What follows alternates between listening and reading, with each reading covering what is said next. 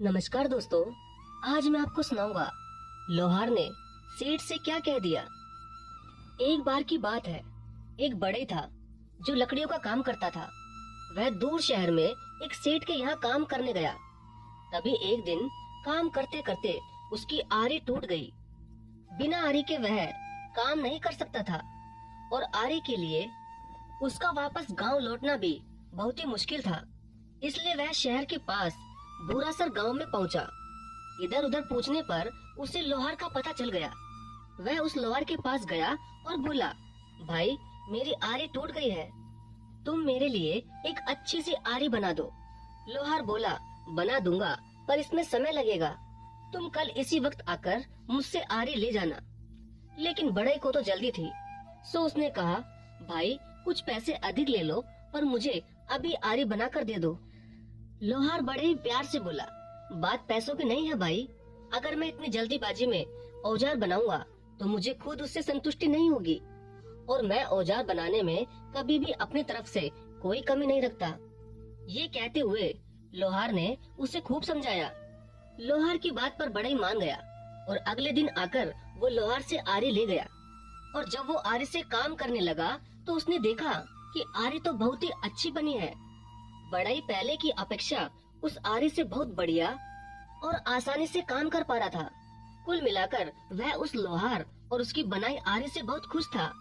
और बढ़ई ने खुशी से ये बात जहाँ लकड़ी का काम कर रहा था उस सेठ को बताई और उस लोहार की खूब प्रशंसा की। सेठ ने भी आरी को करीब से देखा और पूछा कि इसके कितने पैसे लिए उस लोहार ने। बढ़ई ने कहा 10 रुपए। यह सुनते ही सेठ ने मन ही मन में सोचा कि शहर में इतनी अच्छी आरी के तो कोई भी 30 से 35 रुपए देने को तैयार हो जाएगा। क्यों ना उस लोहार से ऐसी दर्जनों आरियां बनवाकर शहर में बेचा जाए। अगले ही दिन सेठ लोहार के पास पहुंचा और बोला, मैं तुमसे ढेर सारी आरियां बनवाऊंगा और हर आरी के 10 रुपए दूंगा, लेकिन मेरी एक शर्त है, आज के बाद तुम सिर्फ मेरे लिए ही काम करोगे, किसी और को आरी बनाकर नहीं बेचोगे। लोहार तुरंत बोला, मैं आपकी शर्त नहीं मान सकता। सेठ ने सोचा शायद लोहार को और अधिक पैसे चाहिए। वह बोला, ठीक है, मैं तुम्हें हर आरी के 15 रुपए दूंगा, अब तो मेरी शर्त मंजूर है। लोहार ने कहा, नहीं, मैं अभी भी आपकी शर्त नहीं मान सकता। मैं अपनी मेहनत का मूल्य खुद निर्धारित करूंगा, मैं आपके लिए काम नहीं कर सकता। मैं 10 रुपए में ही संतुष्ट हूँ, इससे ज्यादा दाम मुझे नहीं चाहिए। सेठ बोला, बड़े अजीब आदमी हो, भला कोई आती हुई लक्ष्मी को मना करता है। ये बात सेठ ने बड़े आश्चर्य से कहा।